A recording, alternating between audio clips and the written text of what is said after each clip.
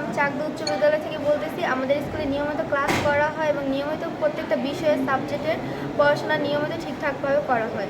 আমরা নিয়মিত স্কুলে আসি, প্রত্যেকটা ক্লাস নিয়মিত করা হয়। যদি কোনো ক্লাস না করা হয় আমাদের স্কুলে হেড স্যারের কাছে জানানো হয়। ইভেন কোনো সমস্যা হলে আমাদের গার্জিয়ানের কাছে বলা হয়।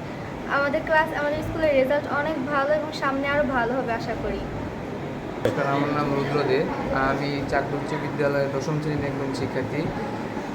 আমার অনুরোধ করবো যে সরকারের কাছে যে আমাদের এক মাসে যেরকম 4 সপ্তাহে 1 মাস, তো 4 সাথে 28 আর 28 দিনে আপনার বন্ধ যায় কত যায়, বন্ধ দিনে যায় 8টা থেকে 22টা, আর সরকারি বন্ধ থাকে 4টা বা 2-3টা থাকে, মোট 18 বা 19টা ক্লাস পাওয়া যায় আর কি 19 দিনের জন্য।